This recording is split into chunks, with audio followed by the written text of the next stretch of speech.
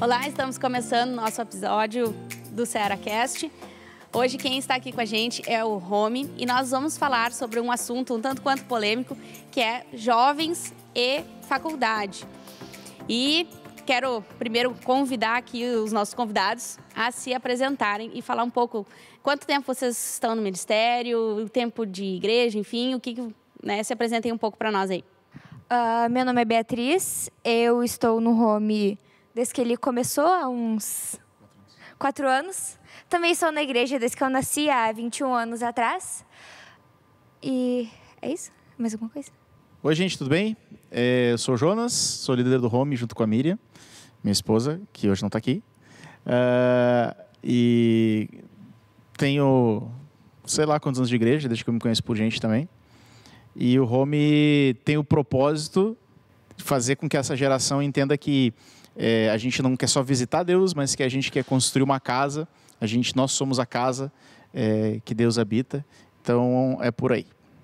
Acho que é isso. Depois a gente fala mais. Amém.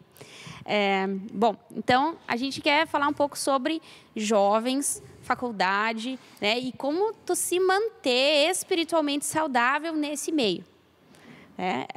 A gente percebe que muitos jovens acabam se desviando da fé quando entram na faculdade e entram em contato com um mundo que até então era desconhecido.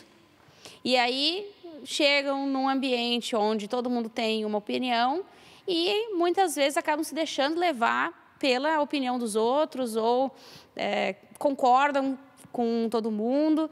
E aí vem a primeira pergunta: como é que a gente consegue, como jovem, se manter espiritualmente saudável nesse novo mundo, nesse novo ambiente que tu saiu de casa, nasceu, cresceu num ambiente cristão e saiu de casa para o mundo?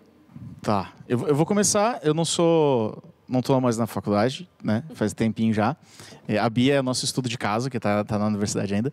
Mas assim, eu acredito que, na verdade, talvez não seja tanto a universidade ou a faculdade o problema nesse caso, assim. Óbvio que é um ambiente onde as perguntas dessa fase da vida elas já vêm à tona, mas é um ambiente onde essas coisas acontecem. E eu acho que muito tem a ver com na verdade, com a nossa falta de fazer perguntas de estar acostumado a fazer perguntas que a galera vai se ter só nessa fase da vida. Então, às vezes a gente foge das perguntas, né? A gente foge como se lidar com temas da atualidade fosse, em vez, como a Samu falou, deu o exemplo de alguém criado na igreja, a gente às vezes protege demais. E aí a pessoa vai se deparar com algumas perguntas sobre a vida numa fase onde as pessoas já passaram por isso. Então ela começa a se perguntar e aí ela entra em choque com relação à sua fé. Então acho que o problema não é nem necessariamente a faculdade e a universidade, mas assim é como a gente, talvez dentro da bolha gospel, super protege ou deixa de tocar em temas que são da vida real, né? Temas que são realidade. E aí a pessoa acaba se deparando com isso de uma forma sem ter uma visão bíblica sobre aquilo. Então, sei lá, ideologias de todo tipo, né? Então, mais ou menos acho que por aí. Acho que esse ambiente ele aflora um problema que não é só desse ambiente. Talvez se essa pessoa crescer e não fosse para uma universidade, fosse para outro ambiente com pessoas que não têm a sua mesma fé, talvez isso aconteceria igual. É isso que eu quis dizer, entendeu? A faculdade vai potencializar, mas acho que é algo que está mais enraizado. Não sei se tu concorda, Bia, se tu tem algo a acrescentar. Na verdade, era exatamente o que eu tinha, que eu ia falar também. Porque a gente cresce aqui dentro da igreja e a gente acredita na Bíblia, só que ao mesmo tempo tem certas coisas que são impostas, só que não são explicadas o porquê. Tipo assim, por que tal coisa é pecado? Todo pecado que a gente tem vai ter uma consequência. Tudo de errado que a gente fizer vai ter uma consequência. Só que se a gente não sabe o motivo dessa consequência, ou porque Deus quer nos proteger de fazer as coisas erradas, às vezes a gente não tem argumento suficiente para combater o que está vindo de fora. por exemplo, a mentira. Mentira é a consequência da mentira, as pessoas desconfiarem de ti ou as pessoas descobrirem depois. Só que se alguém chega pra ti e falar, não, mas alguém pode ficar triste se tu falar a verdade, ou tu pode ganhar uma certa vantagem em mentir, tu acaba comprando essa ideia. Por quê? Porque tu não sabe realmente o porquê que tu tá fazendo essas coisas. Às vezes a gente vive aqui dentro da igreja, só que a gente acaba só seguindo ordens e não entende o real motivo de tu tá seguindo o Deus que tu segue. Às vezes tu só tá vindo na onda de todo mundo, mas tu não sabe o porquê que tu tá fazendo isso. Aí, quando vem pessoas com opiniões diferentes, que eu acredito que no mundo acaba tendo essa construção de opiniões. Todo mundo quer ter uma opinião para tudo. Só que se a gente não tem uma base para nossa opinião, a gente acaba comprando a ideia do outro também.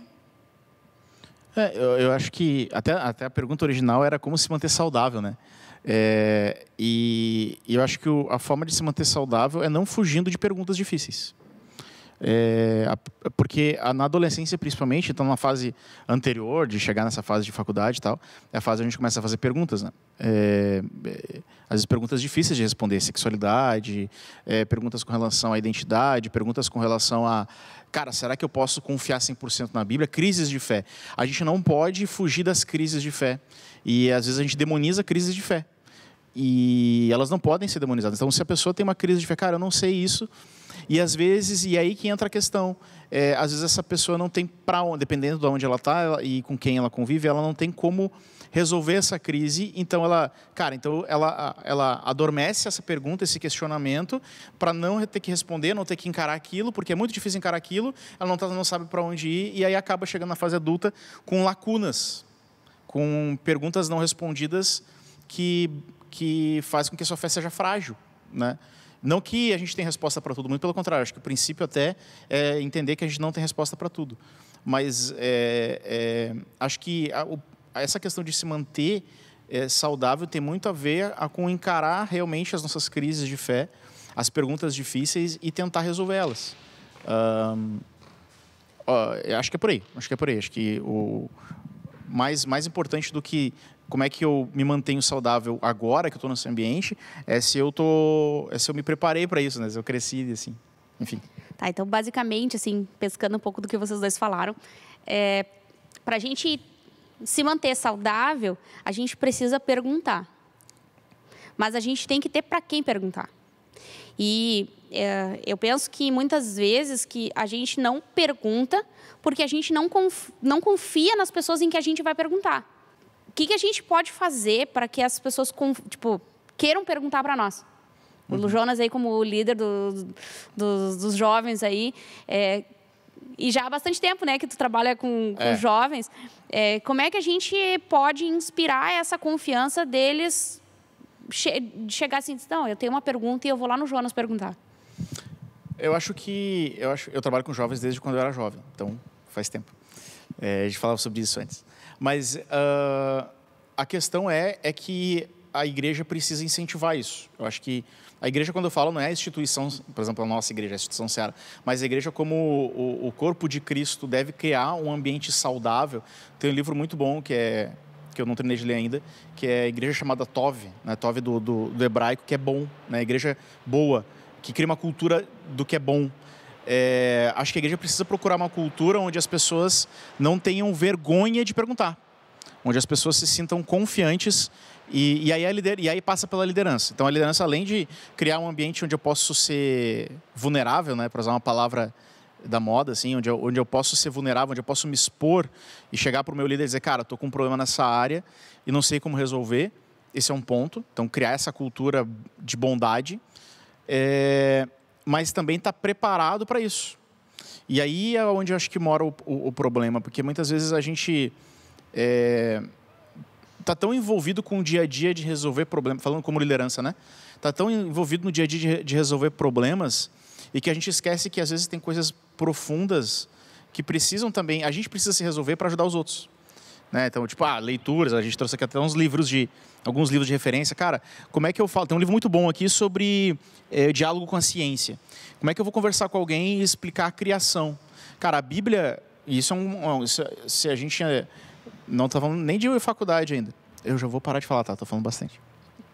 Não estou falando nem de faculdade ainda, mas, cara, eu posso confiar no relato de Gênesis como um relato fiel da criação? E aí, o que a gente aprende na igreja? A gente vai dizer, cara, vai ter uma leitura de Gênesis literal, que vai dizer, não, foi assim. Tá, mas a ciência diz que a Terra não tem só 8.000 anos, ela tem milhões de anos. E aí a gente vai lá e, não, a ciência está errada, a gente questiona a ciência. Mas será que não tem outra forma de ver? Será que é só isso mesmo? Então a gente às vezes se limita nessas coisas e não está conectado com o que o mundo está falando. Então eu, como líder, eu preciso estar conectado com o que o mundo está falando, eu preciso fomentar uma cultura de bondade e estar preparado para responder coisas da vida real, né, que é esses questionamentos diários, assim. Eu acho que é uma mudança de mentalidade que a igreja precisa ter, né? Porque quando eu cresci, né, quando eu era criança, era uma coisa assim, porque é assim e ponto, né? Que nem a Bia estava falando antes, é assim e ponto, né? Porque isso é do diabo. Eu ouvia essa resposta em muitas categorias de perguntas. E eu acho que muitos jovens que cresceram nesse momento de tudo é do diabo, de isso não pode porque não pode, ou não sei o quê, que não ouviram uma resposta racional para aquela pergunta, hoje se deparam com o mundo e, né, se encantam ou acabam, tipo assim, não, aqui eu tenho as respostas que eu preciso. Né? E eu acho que a questão toda que nós estamos conversando aqui é essa, é provocar uma mudança de mentalidade na igreja para que a igreja tenha não, nós precisamos perguntar e nós precisamos estudar para saber as respostas. Né? E eu acho que uma das perguntas que mais fica na cabeça de qualquer pessoa, eu acho, é a criação. Né? Ou depois a Arca de Noé, ou o que aconteceu com os dinossauros? Né? Essa pergunta eu ouvia muito quando a gente liderava os adolescentes, né? Ou quando eu tinha a célula lá em casa, eu ouvia muita pergunta dos dinossauros. Mas o que aconteceu com os dinossauros? Não sei o que aconteceu com os dinossauros. Deus não me revelou o que aconteceu com os dinossauros. Mas, tu acredita que eles existiram? Claro, existiram. A ciência prova que eles existiram. Tá, mas o que aconteceu com eles? Não sei. Né? Então, eu não preciso saber a resposta de tudo. Mas eu preciso... eu também não posso negar a existência de coisas que a ciência comprova. Então, eu acho que quando a gente vai mais a fundo nas perguntas e também no texto bíblico, a gente acaba encontrando essas respostas. Eu me lembro muito que, numa das cadeiras da Faculdade de Teologia, o professor disse que a palavra que a gente traduz como dia... na verdade, é um período de tempo. Não é assim, dia, 24 horas. Né? A gente ouve dia e pensa 24 horas. Mas, na verdade, não. E eu disse assim, então o professor está concordando com a minha teoria de que entre um dia e outro da criação se passaram milhares de anos. Né? E a gente tem que abrir a nossa mente para essas possibilidades. Porque, senão, cada vez mais a gente cria jovens, né? Cria crianças que vão se tornar jovens, que vão, em algum momento, se questionar e dizer assim, não, mas então isso aqui não faz o mínimo de sentido. Então, a Bíblia não é verdade. Né? Então, eu acho que a chave da questão é essa, provocar essa mentalidade nova em nós, como igreja, de questionar. Vamos deixar a Bia falar um pouquinho. Fala, Bia. Uma questão também é que eu vejo assim, por exemplo, nós jovens temos que perguntar para pessoas mais velhas sobre as questões da vida, né? Só que, ao mesmo tempo, eu acredito que... Eu me incluo também na liderança, né, em questão do Shekinah, mas a gente tem que se colocar também em questão de...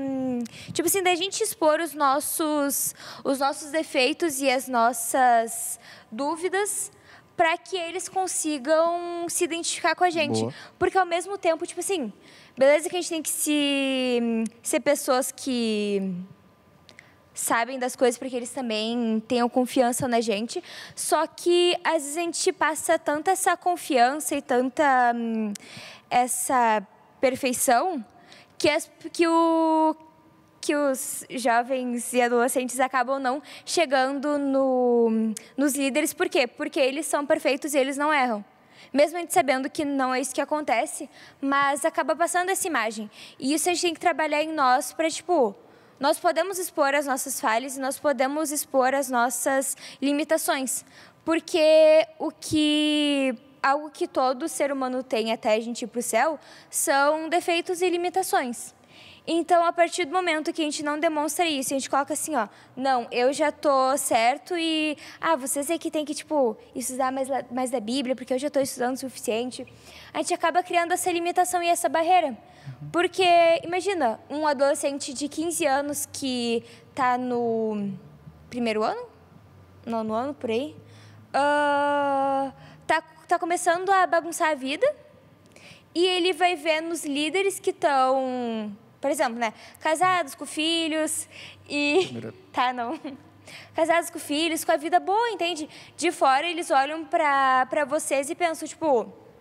Eles não vão entender nada da minha vida, porque, tipo, naquela época era diferente, entende? Então... Porque naquela época não tinha rede social. Mas muda bastante. Muda bastante. Muito. Então, a gente tem que também expor as nossas dúvidas e as nossas fraquezas para que eles consigam se identificar com a gente. Perfeito. E consigam estar se abrindo. Perfeito, Bia. Eu acho que... E aí, vou até pegar um gancho que é o seguinte. Quando eu estava falando ali, né, sobre cultura de bondade, sobre ser vulnerável, tem muito a ver com isso, assim. Tem muito a ver com... Porque, na verdade, a gente entrou numa parada mais científica, né? Explicar a criação. Mas, na real, a galera não se desvia por causa disso. Né? Isso talvez, assim, vou ter dúvidas sobre isso. É mais o chão da vida mesmo, é a coisa prática. E eu tô para dizer que eu acredito que muitos daqueles que chegam na fase adulta e se libertam, assim, na verdade é porque nunca tiveram um encontro real com Jesus, né? Talvez o que teve e acho que existe dois grupos aqui. Tem um grupo da galera que mantém a sua fé em Jesus, mas perde a confiança na igreja e na religião, digamos assim, e acaba se afastando disso, ainda crê em Jesus, talvez como um cara distante agora, como um cara legal e tal, não entrega a sua vida, enfim. Mas tem a galera que realmente só revela o que está no seu coração, assim. E eu acho que isso tem muito a ver com a resposta para as questões práticas da vida. Então, acho que não é só estar disponível para responder perguntas teológicas e difíceis, ou filosóficas até, quando a gente entra nessa parte aí, mas principalmente estar disponível para dizer, cara, nessa fase da vida, tu tem que cuidar com isso. Tu percebe que tu fez essa escolha, tu vai para cá. Então, essa disponibilidade, e também, eu concordo muito contigo, Bia, eu acho que a gente precisa tratar do tema da graça como algo mais presente na vida da igreja. E quando a gente olha para a história da igreja, falando da história da igreja, principalmente da igreja protestante, isso é novo, tá? Porque no início da igreja da reforma, justamente uma das coisas que os reformadores fizeram foi devolver o cristianismo conectado com o mundo. Porque a igreja católica romana fez aquela diferença do que é sacro, do que não é sacro, do que é santo e do que não é santo. E os reformadores trouxeram de novo essa ideia de, cara, na verdade Deus é soberano, todo homem nasce à imagem de Deus, deformado por causa do pecado e tal. E aí a gente faz uma divisão entre aquilo que é bom e aquilo que é ruim do mundo, e quando as pessoas, então, né, a gente protege ali aquela galera, isso é uma história mais recente das igrejas de origem, sei lá, pentecostais até um pouco mais, mas essa coisa mais proteção, assim, isso é pecado, isso não é, e quando o cara vai para o mundo, o cara vê, não, mas isso aqui é muito legal, e eu não estou vendo nada de errado, quando na verdade não é nada de errado mesmo. Eu entrei num lugar perigoso agora, mas é de entender a graça de Deus, sabe, e o quanto isso nos supre as nossas neuras, assim. Enfim, aí a gente vai entrar longe. Mas a resposta não é para questões teológicas e difíceis, mas é para a vida, né? Tipo, coisas do dia a dia. Eu acho que essa questão dos questionamentos e das perguntas é justamente nisso. Porque tu tem que formar, e a responsabilidade, na verdade, maior não é da igreja. Eu acho que, como em qualquer questão, a base é a família, né? E a gente tem que passar esses conceitos e essa confiança para os nossos filhos, desde as coisas simples e básicas, né, até as coisas mais complexas. Tipo assim, Por que que, sei lá, as perguntas que são simples. E hoje, eu como mãe, eu penso assim, como é fácil tu mentir para uma criança. Então, é muito fácil tu mentir para uma criança, porque a criança não sabe de nada. E tu, como adulto, eu também não sei a resposta. Então, eu invento uma. Em vez de dizer assim, não sei, mas posso pesquisar, mas posso procurar. Não sei, mas eu posso perguntar a alguém que saiba. Né? Às vezes, a gente inventa uma desculpa, né, para a criança parar de incomodar ali, né? Da onde que eu vim? Da cegonha, porque é mais fácil de tu responder isso. Né? Então, eu acho que esse problema, né, já começa ali, quando a gente dá uma resposta qualquer e a criança vai dizer assim, tá. E aí chega num determinado momento assim, mas não era isso. Né? Ou um exemplo clássico, né, por exemplo, o Papai Noel. Eu, né, nunca deixei a Luísa acreditar, porque assim, depois quem passa por mentirosa sou eu. Né? Então, são conceitos que vêm desde o início. Mas a família se converteu, a criança já era maior, aquela criança já estava se tornando um adolescente e muita coisa ficou para trás. Beleza, mas acho que daqui para frente a gente tem que entrar num consenso assim, de família, de igreja, de líderes, né, para responder as coisas da forma certa, para ajudar a formação não teológica, porque a gente não quer formar teólogos, mas a formação da fé de cada um. Né? E eu acho que cada um tem essa forma de enxergar Deus a partir da sua própria perspectiva. Olha, eu já estou viajando assim, né? Deixa eu só pegar esse gancho assim, que é o seguinte, na verdade é a forma como enxerga a vida, né? Isso. É a famosa frasezinha, aquela palavrinha da moda que é cosmovisão, que já não é da moda, não, já é bem velha, inclusive. Mas essa coisa de...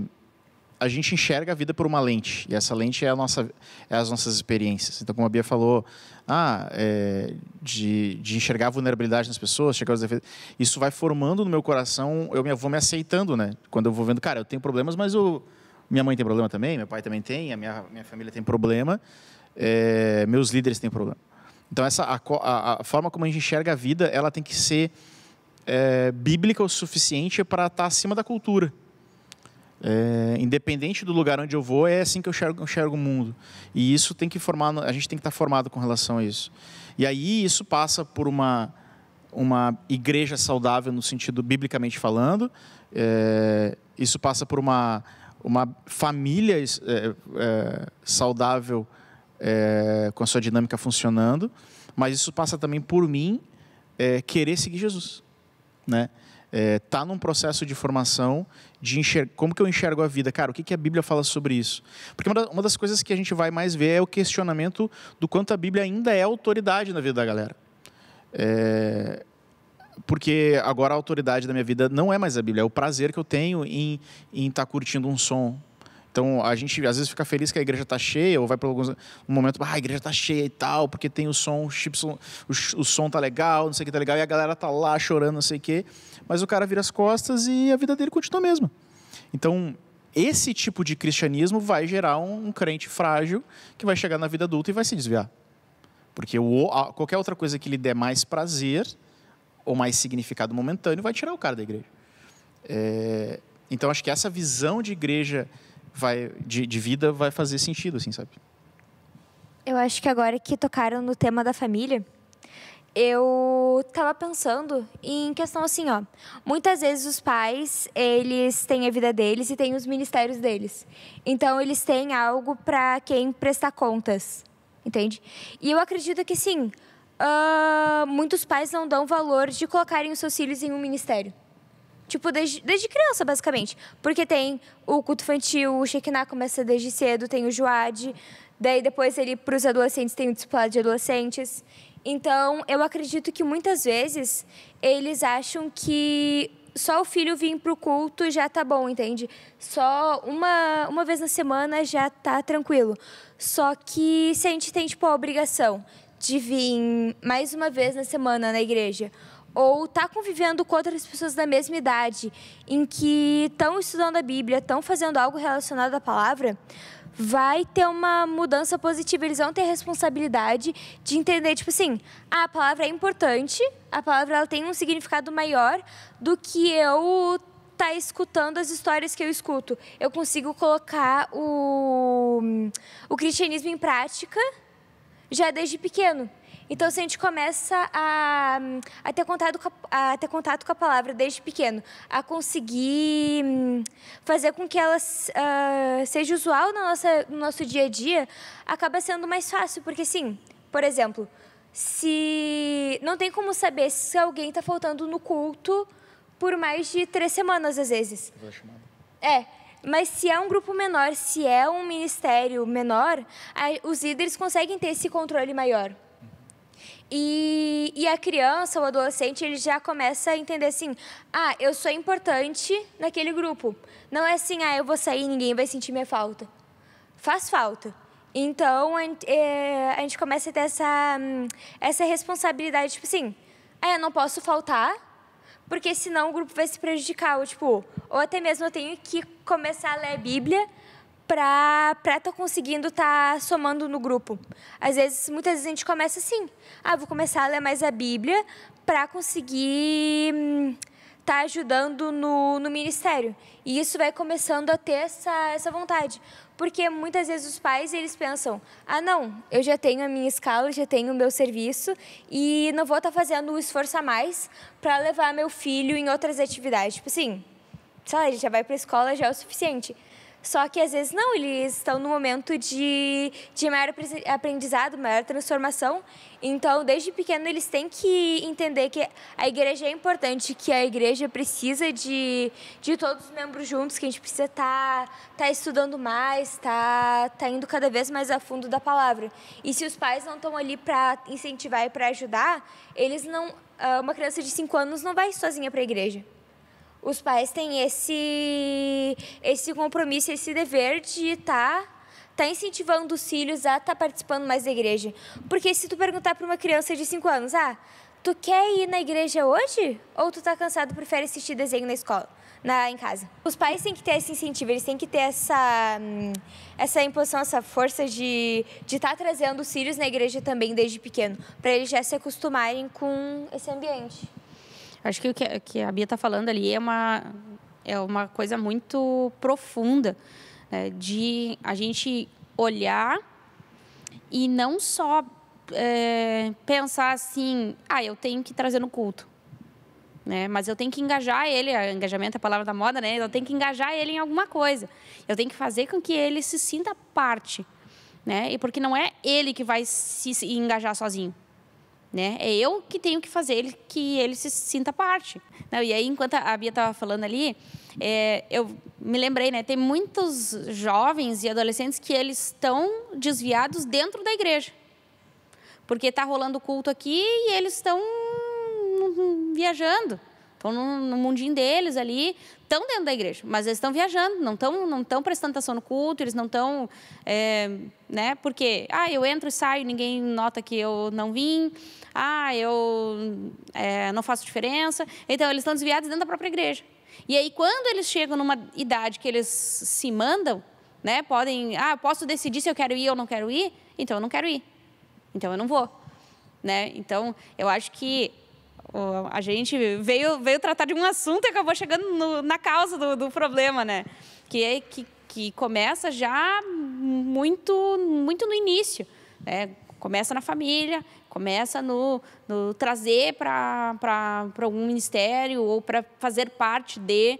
Então, acho que tudo isso a gente precisa ir formando na cabeça dos pais, mas também na cabeça do próprio jovem, do próprio adolescente, dizer assim, olha, aqui tu tem um espaço, né? Aqui tu faz falta, né? Aqui a gente se importa contigo, e etc, etc, etc. A grande treta aqui é a seguinte, né?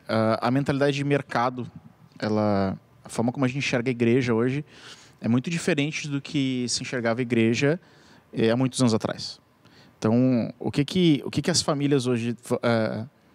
não vou generalizar, tá? Desculpa. Não é generalizando, mas é uma mentalidade cada vez mais comum que a gente encontra. Eu estou numa igreja para ser servido ou usufruir de um serviço Então eu me sinto bem naquele lugar e tal, e trago meus filhos para cá. Eu quero que eles sejam boas pessoas. Até não sentir mais, né? Exatamente. Então eu trago meus filhos porque eu quero que eles se sintam bem naquele lugar também. Eu quero que eles sejam uma boa pessoa. Percebe que isso não é cristianismo. Eu não vou à igreja para me sentir bem ou para que meus filhos sejam boas pessoas. Ser boa pessoa não é garantia que ninguém vai para o céu. Até essa palavra para o céu. Não há garantia de salvação em ser uma boa pessoa. Então, não é um problema do jovem em si, mas é a mentalidade que está instaurada. Então, como é que eu influencio? Como é que meu filho vai querer estar na igreja? Ele vai ver quando o pai dele e a mãe dele foram realmente crentes. Cara, faz parte da identidade da minha família. A igreja não é um adendo, não é um mal necessário ou um serviço que eu consumo, mas sim é quem nós somos. Nós somos igreja, dentro de casa, fora de casa e tal. Quando eu consigo criar uma família, quando uma família consegue ter essa visão, vai ser natural para a criança. E mesmo assim, não é garantia de que ela vai ficar na igreja, porque salvação é pessoal, né? Mesmo assim, ela ainda vai ter essa escolha.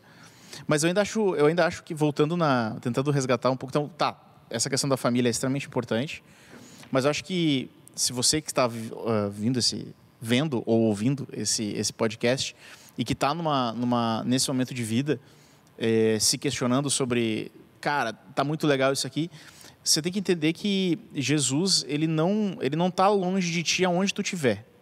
Então, você realmente precisa de uma igreja para crescer na fé, você precisa dos seus irmãos, você precisa de tudo isso. Mas não existe santidade maior dentro da igreja ou fora da igreja. Santidade ou Deus me ama mais porque eu estou dentro da igreja ou mais porque eu estou fora da igreja. Deus te ama. Jesus é o mesmo. E você pode curtir a sua juventude amando Jesus. Você pode aproveitar esse período da juventude em conhecer o mundo, conhecer as coisas boas que Deus fez sendo crente, amando Jesus. Então não é excludente. Você não precisa ter medo de entrar numa universidade ou numa faculdade e dizer, meu Deus, eu sou crente, eu não posso entrar na faculdade XPTO lá, porque a galera é tudo de esquerda e não sei o quê, e vão me doutrinar. Cara, é preciso crer que Jesus e Deus é Senhor de todas as coisas e que eu posso ser crente em todo lugar. E que se você está nesse período de vida, Jesus continua te amando e tal. Enfim, não existe essa coisa de mais santo ou menos santo. Existe ser filho de Deus, existe ser parte da família dele. E enfrentar as minhas dúvidas, enfrentar os meus questionamentos, enfrentar os meus problemas. Enfim, por aí. E aí, assim, por último, assim, desse papo que eu estava falando, tem um outro grupo de pessoas que é os magoados com pessoas, né? Que também tem outra pegada aí. Eu acho que daí isso já é um outro podcast inteirinho. Exatamente. Que é uma geração que às vezes foi criada na igreja e que viu bobagens, que viu pessoas fazerem bobagens na igreja e cai no descrédito da religião, continua achando Jesus cara legal, mas cai no descrédito do convívio da igreja por causa de pessoas. Então tem essa outra vertical aí. Então agora, para a gente encerrar, Bia, tu como uma jovem que está passando por este momento de universidade, passando por esse momento de faculdade, que eu acho que a gente falou de tudo menos isso, né? Qual o recado que tu gostaria de deixar para outros jovens e adolescentes que estão entrando ou que já estão participando da faculdade, para se manter espiritualmente saudável? Eu acredito que a questão é assim, ó, a faculdade vai te tomar muito tempo. Nisso, tu tem que acabar escolhendo certos momentos de prioridade. Então, assim, eu sei que a faculdade, que às vezes é deslocamento, estando lá dentro, o momento que a gente estuda fora, toma muito tempo. Porém, a gente tem que separar 10 minutos, meia hora do nosso dia para estar tendo essa comunhão e esse contato com Deus. Certas coisas têm que ser inegociáveis. Porque se a gente acabar, tipo assim, deixando para outro dia, a gente vai acabar não fazendo. E outra coisa, não tenham medo da faculdade. Eu sei que... Eu escutei muito assim, não, tem que cuidar para a faculdade porque vai se desviar, não sei o quê, é muito difícil. Só que se eu ganhasse R$1 para cada vez que me falassem isso, Já estava rica. Mas isso aí acaba assim, a gente acaba tendo esse medo de entrar lá dentro, a gente entra lá dentro com esse receio assim, ó, não, eu tenho que cuidar tudo que eu vou fazer, porque senão eu posso me desviar. Só que, ao mesmo tempo, se a gente estiver com os nossos pés firmes em Deus, se a gente tiver a nossa confiança em Deus, se o nosso coração estiver voltado para as coisas do reino, tudo que a gente vai estar fazendo lá dentro, a gente tem que pensar assim, ó, como eu posso agregar no reino de Deus enquanto eu estiver lá dentro? Não tá indo lá para a faculdade só para, tipo, conseguir um diploma lá depois.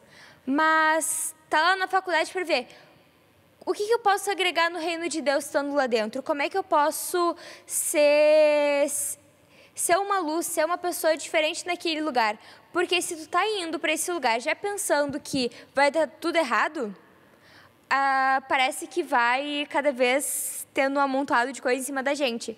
Mas se a gente vai para a faculdade pensando como eu posso ajudar as pessoas, como eu posso levar a palavra de Deus para essas pessoas, Deus vai estar sempre na nossa mente, vai estar sempre no nosso coração. Então, as chances da gente acabar se desviando acabam sendo menores.